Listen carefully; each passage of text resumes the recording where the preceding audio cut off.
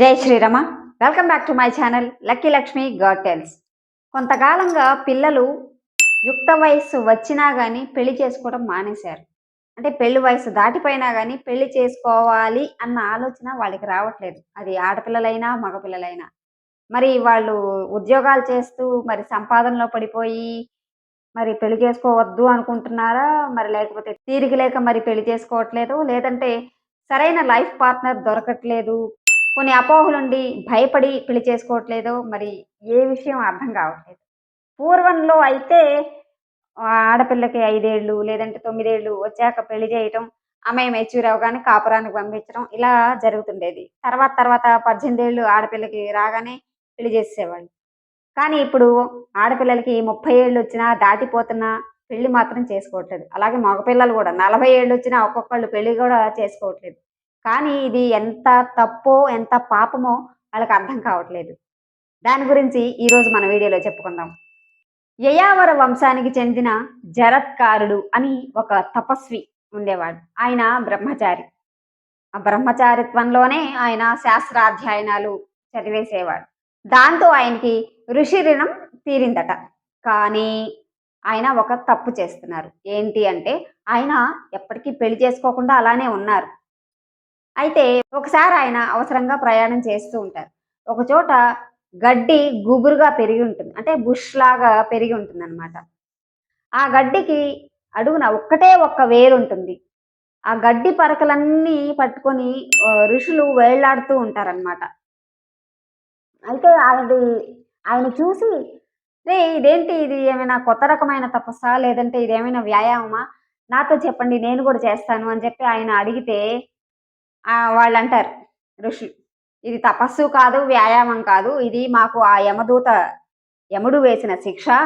మేము అనుభవిస్తున్నాము అని చెప్పి అంటే, అరేరే అవునా, అసలు ఏంటి, ఏం జరిగింది అని అంటే అప్పుడు వాళ్ళంటారు, మా వంశంలో అదే యయావర వంశంలో ఒక ఒక ఆయన ఉన్నాడు, జరత్కారుడు అని. ఆయన ఎప్పటికీ పెళ్లి చేసుకోవట్లేదు. దాంతో మేం చేసిన తపస్సు గాని, మంచి కార్యాలు గాని, పుణ్యకార్యాలు గాని అన్ని నాశనం అయిపోయినాయి. ఆయన వల్ల మేమందరం ఇలాగా వేళ్లాడుతున్నాం తలకిందులుగా. ఆయన పెళ్లి చేసుకుంటే తప్పించి మాకు ఈ శిక్షకి విముక్తి కలగదు అని చెప్పి అంటారు. ఈ ఒక్కటే వేరుంటుంది కదా, ఆ ఒక్క వేరుని వాళ్ళు చూపించి అంటారు, ఈ ఒక్క వేరు ఎందుకు ఉందంటే ఆయన పెళ్లి చేసుకుంటే ఈ వేరు కూడా ఆయన తెగ కొట్టకుండా ఉంటారు. అంటే యముడు ఎలుక రూపంలో వచ్చి ఆ వేర్లన్నీ కొరికేస్తూ ఉంటారనమాట.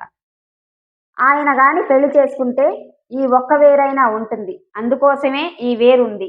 లేదంటే మేమందరం కూడా ఈ వేరు తెగి అధోలోకాలకి పడిపోతాం. ఇంకెప్పటికీ ఆ ఊర్ధ్వలోకాలకి వెళ్ళము. ఆయన పుణ్యమా అంటూ మేము ఈ శిక్షను అనుభవిస్తున్నాం అని చెప్పి వాళ్ళందరూ అంటారు. అప్పుడు జరత్కారుడు అంటారు, అయ్యయ్యో అవునా, నేనే ఆ జరత్కారుణ్ణి.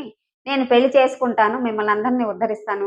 కానీ ఒక షరతు, ఆ అమ్మాయికి కూడా నా పేరే ఉండాలి. అంటే జరత్కార్ ఆ పేరే ఉండాలి. ఉంటేనే నేను పెళ్లి చేసుకుంటాను అని చెప్పి అంటారు. ఇంకా ఆయన తిరుగుతూ ఉంటారు లోకమంతా. ఆ పేరు ఎవరికుంది, వాళ్ళని పెళ్లి చేసుకుందామని. వాసుకి సర్పం ఆయన వచ్చి, నేను నీకు భిక్ష వేస్తాను అని చెప్పి అంటారట. భిక్ష అంటే వాళ్ళ చెల్లెల పేరు జగత్కారు. ఆ అమ్మాయినిచ్చి పెళ్లి చేస్తాను అని. అప్పుడు ఆ అమ్మాయిని ఈయన జగత్కారుడు పెళ్లి చేసుకున్న తర్వాత వాళ్ళందరూ కూడా ఊర్ధ్వలోకాలకు వెళ్తారు.